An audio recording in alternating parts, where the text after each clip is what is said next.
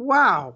Yeah, I don't know. God's up there just laughing at us, I guess. That's the only thing I could come up with. I guess. Oh, boy. And the home of the brave.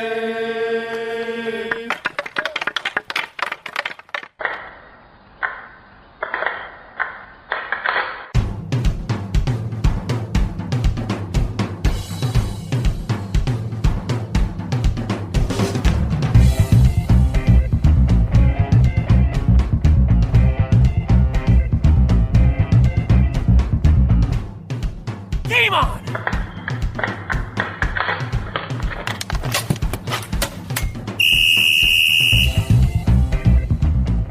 Welcome to episode 76 of the Hit the Deck podcast, where we talk deck hockey, street hockey, ball hockey. It's hockey in sneakers. And we are back. Another week's gone. And you've got another shot at James and Gary coming right at your ear holes. Better gear up, I guess. Be prepared. That's the Boy Scout motto. I was never a Boy Scout. I was a Cub Scout. That didn't end well.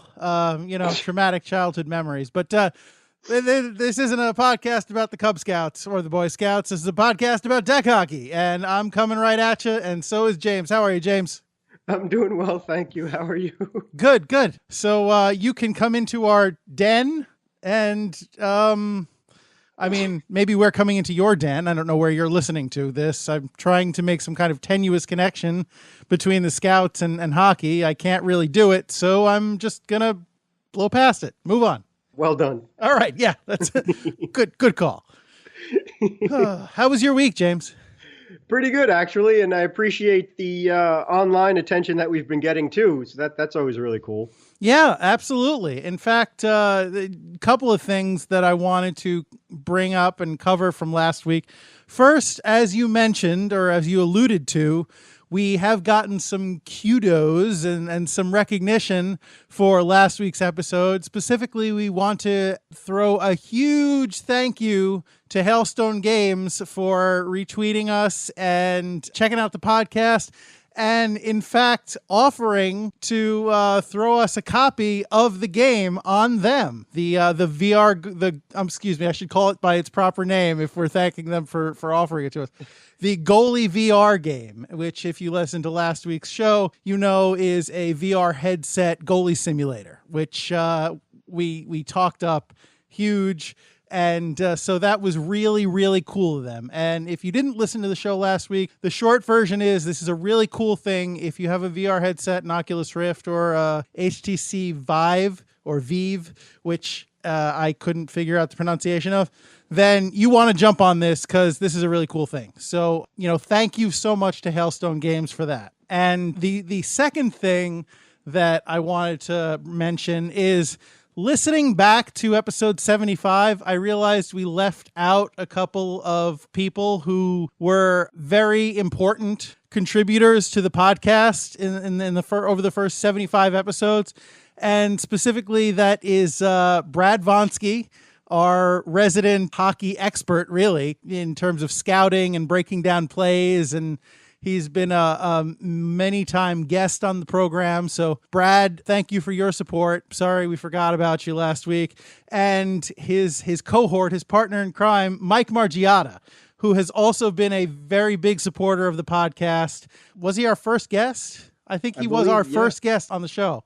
Yep. So, Mike, thank you so much for all of your support, and we really appreciate it. And again, sorry to both of you for forgetting and neglecting to mention how much you have meant to the podcast. So there, you have been properly recognized, I hope, as well. And you didn't get dumped in the pile on episode 75, so you get your own special shout out this week. So good for you. Right, and just one more thing too, to Columbus Deck Hockey Association on Facebook. They were kind enough to share our Facebook page, Hit the Deck. And we will definitely return the favor. So thank you to Columbus Deck Hockey Association. Cool.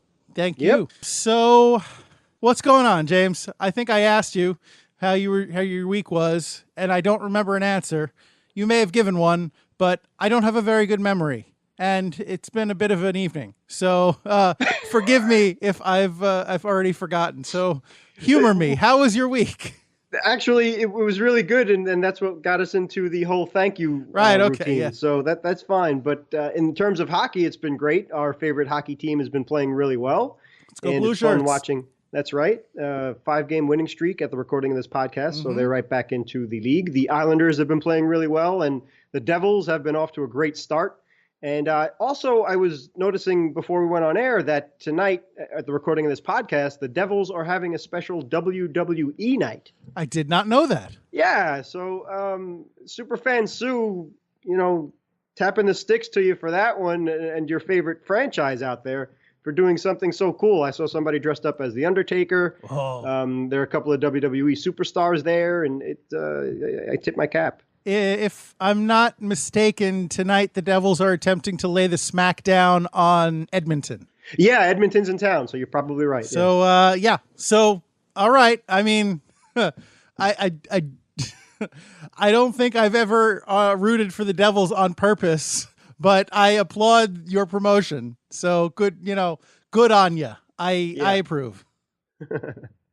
How was your week? My week was okay. I went to a wedding this past weekend, and the wedding was in Staten Island. And apparently there are no good reception halls in Staten Island because this reception was in Jersey. And it wasn't in Asbury Park, but the hotel we stayed in was in Asbury Park. So if you're a Springsteen fan, his famous album, Greetings from Asbury Park, the building, I guess, a reception hall based on the way it looked, but I can't say for sure. The building next to the hotel where we stayed, in fact, said Greetings from Asbury Park in lights. It had a sign lit up that said that, as did the electronic not scoreboard, but electronic display board that was a little ways down the road. So I'm sure that's kind of a thing for them, a touristy thing, and they try to capitalize on that. But it's nice as somebody who has a reasonable Springsteen fandom. I appreciate it. And this is the short version of my very long rambly story is, yes, I had a wedding that took me to Jersey this past weekend, which was also the New York Marathon, the New York City Marathon. Yeah. So that was fun trying to get home. It actually wasn't too bad. We were able to take the GW bridge, and then we left early enough that it wasn't too bad, but it was a little inconvenient. So thanks to my wife's cousin for getting married the day before race day. And his sister is actually getting married next summer on my anniversary, as it happens. But she is also going to be having the wedding in Staten Island and the reception in Jersey. So this just solidifies my hypothesis that there are no adequate reception halls in Staten Island. So I don't know. That seems to be the thing. And now we know. And knowing is half the battle. Yeah. G.I. Joe. I can never not say and knowing is half the battle after somebody says, now I know, because that's how I was raised. That was my childhood. It's ingrained in our heads. Speaking of automatic. Now we know, should we introduce ourselves? If we must, sure. Okay. If you would like to know who is yammering at you, you can probably already guess, but let's make it official and jump into our starting lineup for this podcast. And for tonight's starting lineup, in goal, as ever, I am number 35, your American Rhino, Gary McComiskey, and, of course, my illustrious co-host. On defense, number 4, I'm James Sajazi. Yes, indeed you are, sir. Indeed you are. And I can't speak for you, James, because I know that your schedule for this weekend is a little up in the air, but I am looking forward to being able to get back out there on Sunday and get back between the pipes and maybe redeem myself. Because on the last podcast where we talked about the LIQ hockey, when I, in fact, gave the assessment of my new mask, I talked about how I had a very bad day indeed, and how, I'm looking forward to redemption because I haven't gotten to play since. So here's hoping, knock on wood and such. Yeah, you and me both. I hope I'm out there with you too, because I need to redeem myself big time as well. So hopefully next week we can tell you all about that. But in the meantime, James, would you please tell us what is on deck for this podcast? Would be happy to. Thank you. Zial is a Sharks fan? It makes sense because San Jose is really close to Starfleet Academy in San Francisco. But Gul Dukat's daughter was on Deep Space Nine, not Earth, right, American Rhino? Maybe it was a descendant of Napoleon Bonaparte.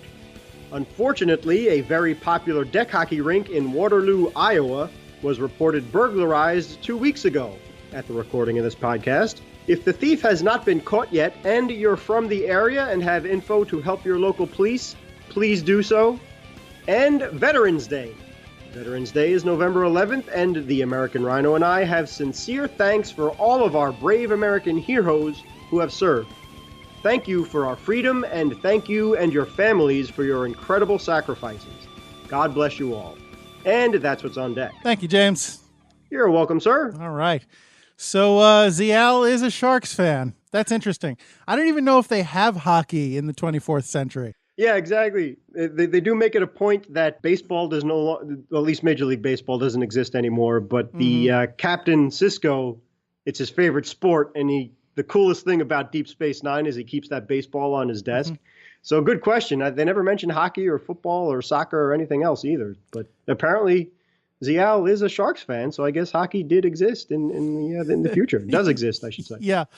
No, I don't think she ever spent any time on Earth that I know of. I haven't watched Deep Space Nine in quite a few years, so I can't say this with any certainty. But as far as I can remember, Zial pretty much just split her time between Deep Space Nine and maybe a little bit of time on Bajor, which was the planet that Deep Space Nine orbited. And she also spent some time on Gul Dukat's ship, if I recall correctly, when he was out functioning as basically a raider and pirate trying to destabilize the Dominion in the Alpha Quadrant when he had stolen a bird of prey, a Klingon bird of prey, and he was going around with his Cardassian crew and, destroying Dominion ships. So if you're not a Star Trek fan, we lost you a long time ago.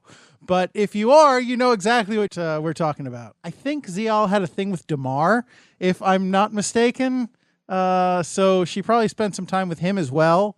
But I cannot remember any time spent on Earth. Okay. Well, apparently, I guess she did, or at least they got reception of Sharks games up there in deep space. And forgive us, Doc Brown, for messing with the whole time-space continuum, especially so soon after the anniversary of your vision of the flux capacitor. Great Scott! But to tie all this together, and thank you for your patience, Marty, is that, and speaking of Oculus, as we were talking about before, they have teamed up with a company called Ziality, and that's where the whole Zial thing comes from. And Ziality is quoted as the industry's only end-to-end VR solution for media, entertainment, and sports industries. This is heavy, James. Very good. Yes, it is. But the whole point about this is that the San Jose Sharks have partnered with Ziality and Oculus for a VR app, a virtual reality application, where fans can actually see in the real, virtual reality, 360-degree videos and photos of their home arena and all things San Jose Sharks in real time, which is pretty cool. Now, the article that you linked to here in our notes, James, that talks about this, says that it can get you right up on the glass in the app, in the VR headset. But it also says it takes you behind the scenes after games. So I was a little unclear whether that meant that you could be right on the glass during the game, or if it was just like there were snippets of action here and there and more like clips than actually watching the game as it unfolds. Exactly. I'm sure with sponsorship and all of the marketing solutions and contracts and such, especially with the TV contracts, I'm sure that they're not allowed to actually broadcast in-game action. But as you did say, exactly, they say that you get as close up to the action as your face up against the glass if you have those really, really great seats. But I'm assuming that it has to do with in-between periods, for example, or pre-game stuff. and things that have nothing to do with the actual broadcast of the game itself. But yeah, it's on your phone and with the 3D Oculus gear, and you can move your head around and feel like you're actually in the arena looking around, and it seems to be really successful. The Sharks are the first, I think they're the only NHL team right now that have partnered with Oculus gear and Ziality. But as we said in a couple of podcasts ago, that it seems like the NHL is really embracing modern technology, and probably other teams will get involved too. Yeah, so I just have to kind of jump in there, James, and correct you a little bit, because it's the Oculus Rift is one VR headset and the Samsung Gear is a different headset. So you're kind of merging the two there. Okay. Thank you. Sure. But anyway, yeah, right. Oculus and Samsung Gear VR devices. Yeah. Yeah, I just don't want to confuse the listener. And I just wanted to clarify that. So, but it's interesting. I mean, this is the second week in a row we're talking about a hockey-themed VR headset application. And it seems like these things are really becoming very popular. I have to wonder if this is going to be the future of this kind of technology. I know that the television industries have been pushing higher and higher definition. Like 4K is the big thing they're pushing now, and it hasn't been quite embraced as much as they would have hoped.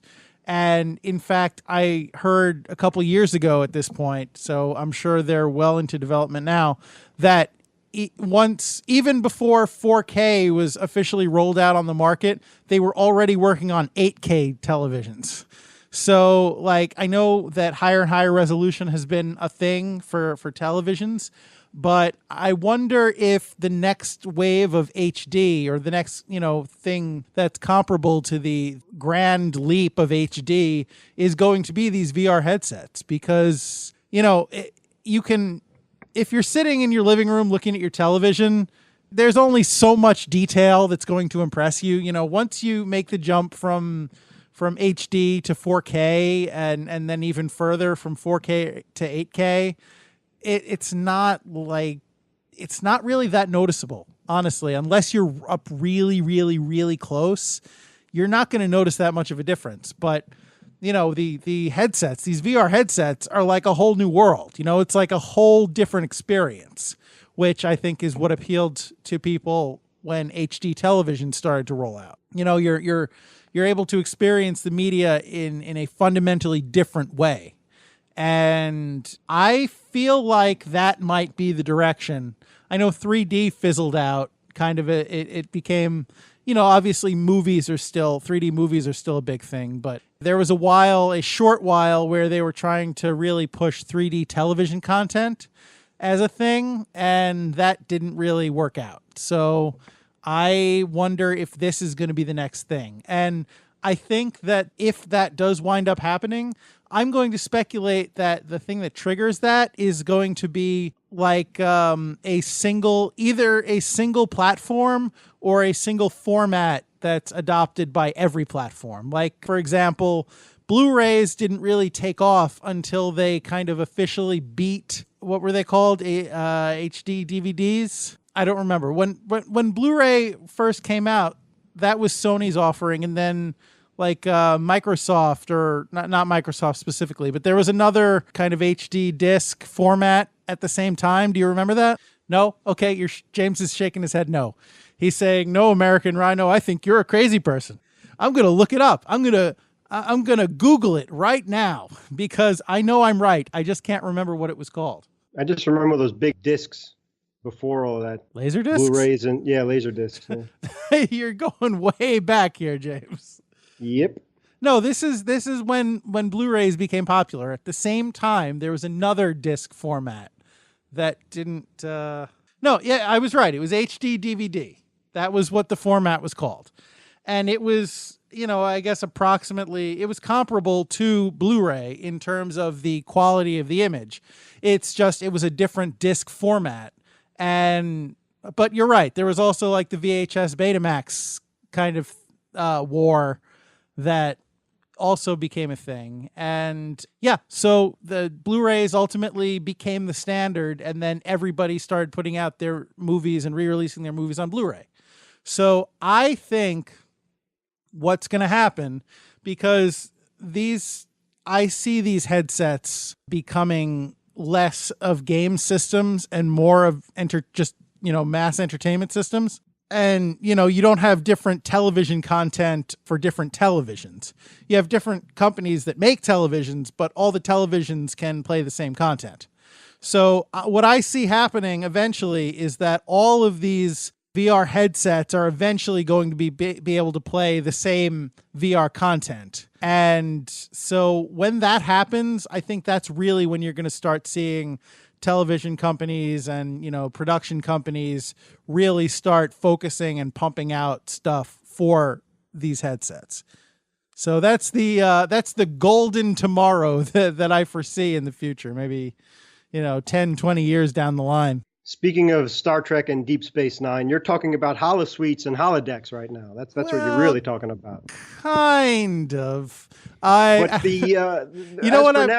No, actually, you know what I'm talking about, James? There was a TNG Next Generation episode. What was it called? The Game, where Wesley Crusher, not Wesley Crusher. Actually, no. He was the one that saved the day. I think it was Commander Riker. Brought home basically it was a virtual reality headset actually I think the analog would be more like a Google Glass, but he brought this game, this VR game, or maybe it would be AR, which I believe stands for augmented reality, which is like superimposing game content or not necessarily game content, but superimposing content onto the real world. Which I'm going really granular here. But yeah, that was more how it was presented, how it was kind of like a heads-up display, but you could still see the world around you in your peripheral and behind it. But yeah, so maybe this is more like that. But okay, yes. I don't even remember what we're talking about, James. I've gone completely down the rabbit hole. Sharks and this is a wormhole, I guess would be more accurate. I've gone completely down the wormhole. That's right. So anyways, Reality Mobile has paired up with the San Jose Sharks and right now an Oculus and Samsung Gear VR devices for fans to experience all things Sharks with the exception of the games themselves from the comfort of their own homes. So it seems like the NHL is embracing this. And as for now, they're still making sure that the experience of going to games is the most important thing, where fans are still going to buy tickets to go to the arenas. But, for example, for the upcoming Winter Classic game, if it's too freezing outside and they have the San Jose Sharks are involved in another outside Winter Classic game or something like that, maybe you can see the ins and outs with your HD 360 device. So that's pretty cool and cutting edge, as the NHL is always up there with it. And it's something that I hope that the rest of the teams will get involved in because it seems like a lot of fun. Wasn't it like 70 or 80 degrees the last time the Sharks played in an outdoor game? Yeah, they played in Dodger Stadium. I was on Wayne Gretzky's birthday, as a matter of fact, on January 26th, a couple of years ago. And how they kept the ice in pristine condition was a miracle in and of itself. And great idea of making sure the game was at night, but keeping it cold during the day at the proper temperature and playability was just amazing. So I'm sure. Great job. They know what they're doing there in the greatest league in the world when it comes to hockey. Yes, indeed. Yes, indeed. I don't have a segue. Okay. Well, this is Waterloo, Iowa, not the place in modern-day Belgium where Napoleon met his Waterloo, if you will.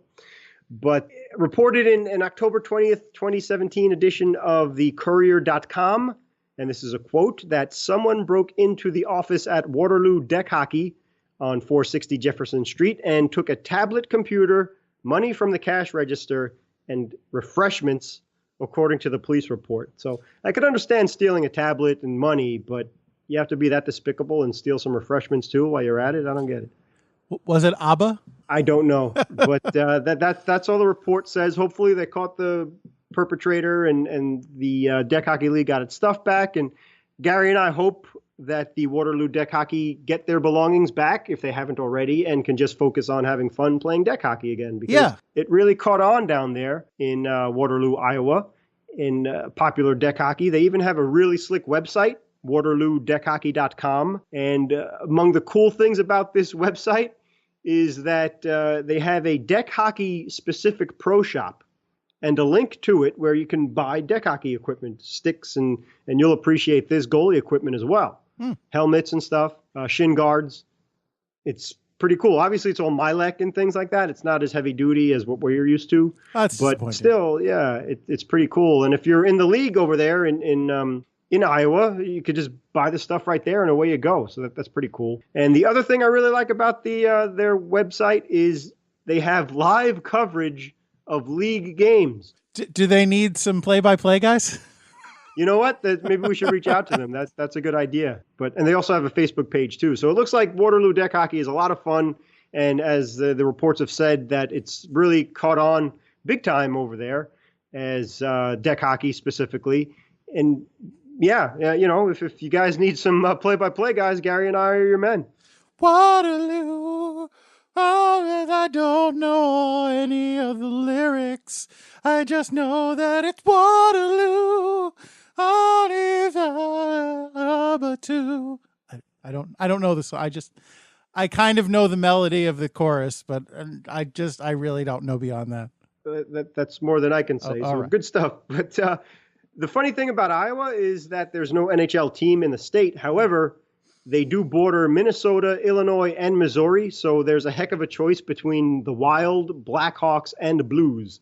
So it seems like a very, very healthy place for hockey, which is something we appreciate and love, and specifically deck hockey.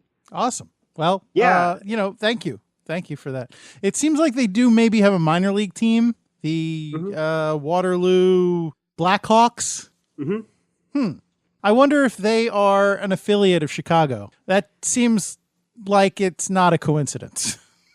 Yeah, I looked it up on the map to see specifically where Waterloo was. Yep. I think they're closer to Minneapolis than they are to Chicago, but it doesn't look like it's so far-fetched that it couldn't be a quick plane trip or a few-hour drive. I don't think. But the Rangers affiliate is in Hartford, Connecticut, so. Yeah, that's not exactly a stone's throw away, but I mean, it's not far, but it's yeah, right, exactly. I mean, you need at least a day if you're going to call somebody up. You gotta compensate for the travel. But the cool thing about the Waterloo Deck Hockey also is that their rink is specific deck hockey rink, and it's 100 feet by 50 feet, so basically half the size of a regulation ice NHL rink. Half the distance to the goal. Exactly, and it's barely over a year old, so it's really recent. Reference. And the games are 4-on-4 with goalies included. And their leagues start from the spring and go right through late fall right now. And as a matter of fact, they are playing their postseason games as we record this podcast. We have a little experience with 4-on-4, so that's very interesting. That they exactly. I guess with it being a much smaller rink, that makes sense, but that sounds pretty cool. I imagine that leads to more fast-paced games, and we know from experience that a smaller rink leads to more scoring. So, that's pretty cool. Yeah, and if you go to their website too, and we'll have the links up for waterloohockey.com, you can see the rink itself, and it's awesome. The boards are great, and it looks like it's in excellent condition and something that we would love to play on the surface. And exactly, I agree. It looks like it's very narrow from the picture, and I'd imagine, sure, that the poor goalies must be standing on their heads a little bit more often than they should. But we appreciate you guys very much, and that's probably why they're specific 4-on-4 with the goalie included. I see that they have leagues from spring through fall. Does that mean it's an outdoor rink? Yes. Okay. Yes. All and right. I also saw that they have winter stuff too, but I don't know how long that lasts. And if I guess they're much milder winters in Iowa than we're used to over here in the East Coast, but you never know. We've had our share of some rough weather to play through, but sure. Deck hockey players are a little tougher than we give ourselves credit for. And Joe Giacchino of the league says that, and this is a quote, "We have about 140 youths out there for the spring season, and we have 14 adult teams right now, and they're organized into divisions by age and skill level. Counting team members and substitutes, that's about 170 adult participants. That's a lot of hockey players in Iowa. Exactly. So they're doing really well over there. And that's one of the reasons why we felt bad to see that they were burglarized, and hopefully that doesn't happen again and they get their stuff back. And it just seems like a really great league, as I'm sure that the Columbus League is too, that we're good friends with now on Facebook. And that's the point of this podcast, is that deck hockey is a lot of fun. We want to spread the word on it, and the more leagues that catch on to this website and our podcast, hopefully the better, and we can just bring the whole big deck hockey family together under one roof. So what you're saying is Waterloo built it and they came. Exactly. Right. That's awesome. Seriously, yeah. That's great. I did not know deck hockey was so big in Iowa, but that's probably like I'm some kind of bumpkin. That's probably my big city prejudice. So I apologize, Iowa.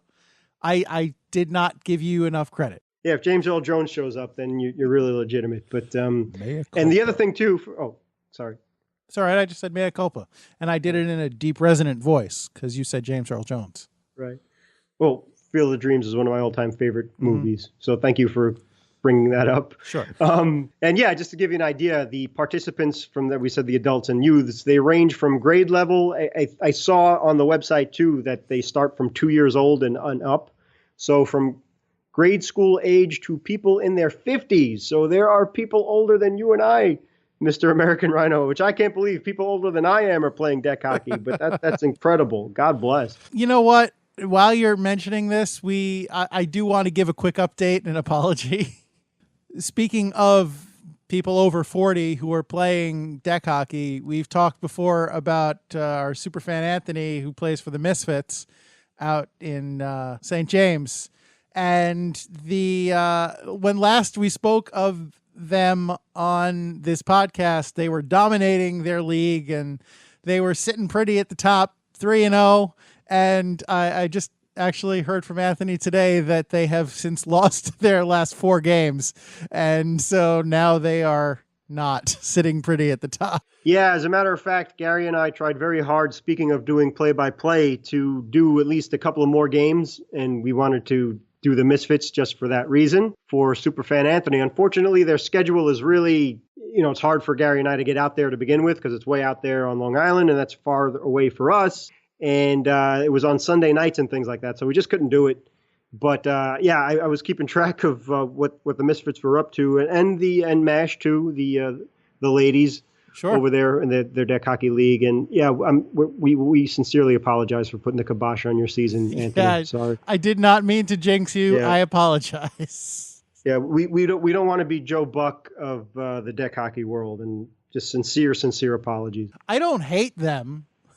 No. We're not Joe Buck. I just, Well, he's the queen of the jinxes, but that's a whole other story. I would hope that we're also a little better at commentating a game. But, I should hope so. And also too, I think when it comes to strategizing, because I believe he was quoted, and I can't believe this actually, to tell you the truth, but I think he was quoted as saying something as stupid as the team that scores the most runs wins or something. It was really ridiculous. I mean, he's not wrong. No, but for crying out loud. Unless he's talking about hockey, in which case he would be wrong. Right, but, then you get or football. Goals, but, right, or points, but listen, James, I'm not trying to blow smoke here, but I said this to you once before off the air, but it bears repeating.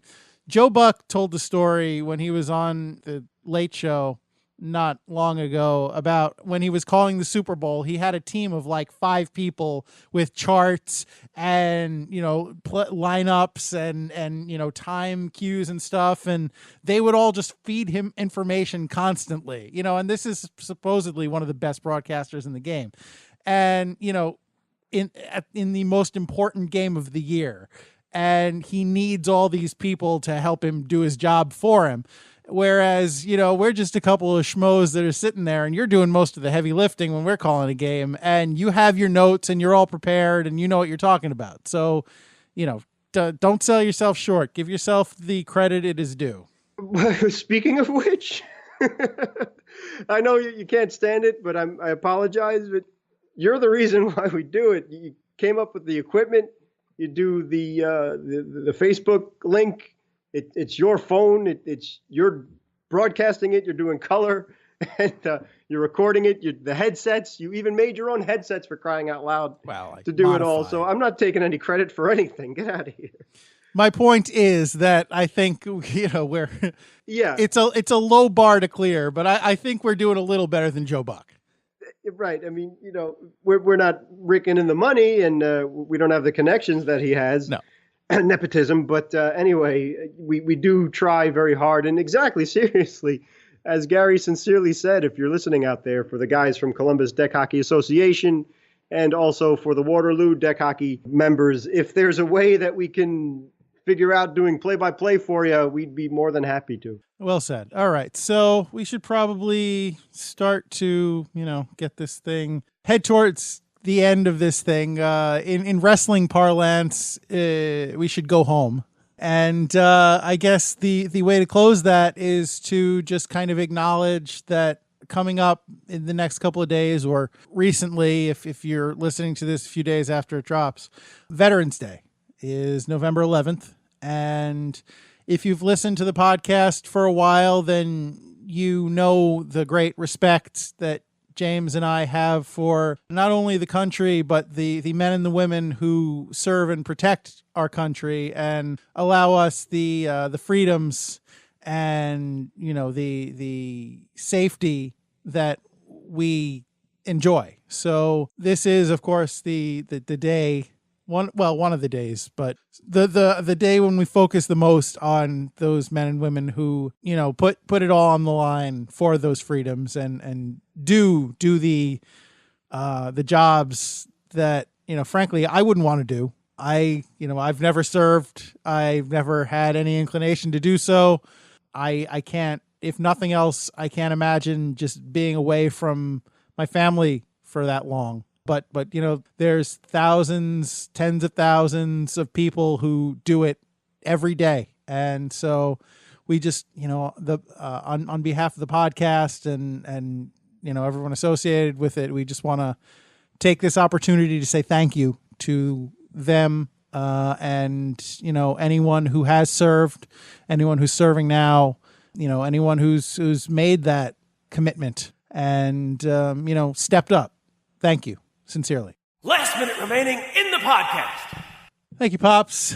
Thank you for your service to the podcast. And, people help out in different ways, and we appreciate all of them. We appreciate Pops for being the voice of the podcast. We appreciate Anthony Sajazi's contributions of music, the LIQ for sound effects. We appreciate you for continuing to support us in this endeavor, for listening, and, being the reason that we are able to present this podcast nearly each and every week, as often as circumstance allows.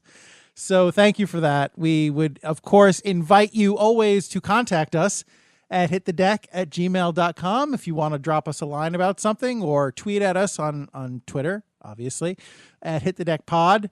The character limit has recently doubled, so if you were worried that you wanted to complain, but you couldn't quite articulate it in only 140 characters, you've got a brand new lease on life, my friend. So hop on the Twitter machine and just go nuts. Of course, our YouTube channel is there, and our Facebook page, Instagram, Hit the Deck. And, there's plenty of ways that you can get in touch with us if you so choose. Please choose. We'd love to hear from you.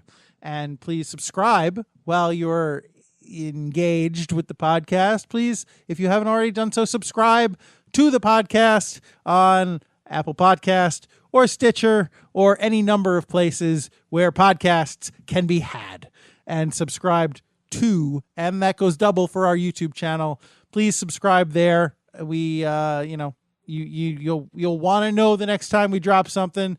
Who knows if it's going to be play-by-play or another how-to or something else entirely. You won't know until you subscribe. So just go ahead and do that. And of course, every episode of this podcast is also up on YouTube.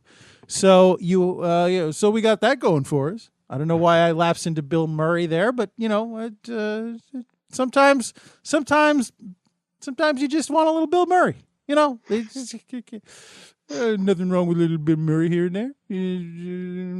Funny guy. And like to have a little bit of Murray on the podcast. Nothing wrong with that. So so there's that. James, what am I even doing?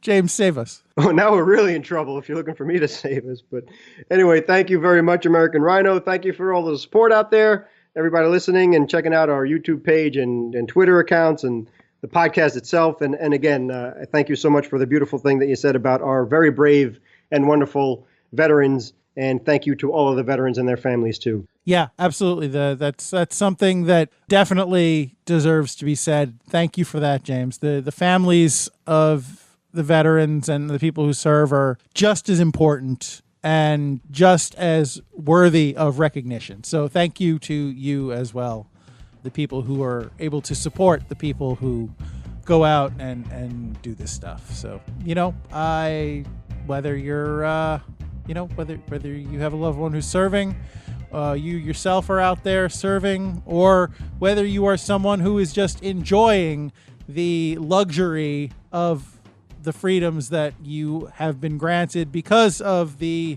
commitments and sacrifices of these people. It's a small thing, but it's definitely worth your time to not take it for granted and do your small part by remembering it's DEK hockey. Don't be that guy. Thanks, everybody.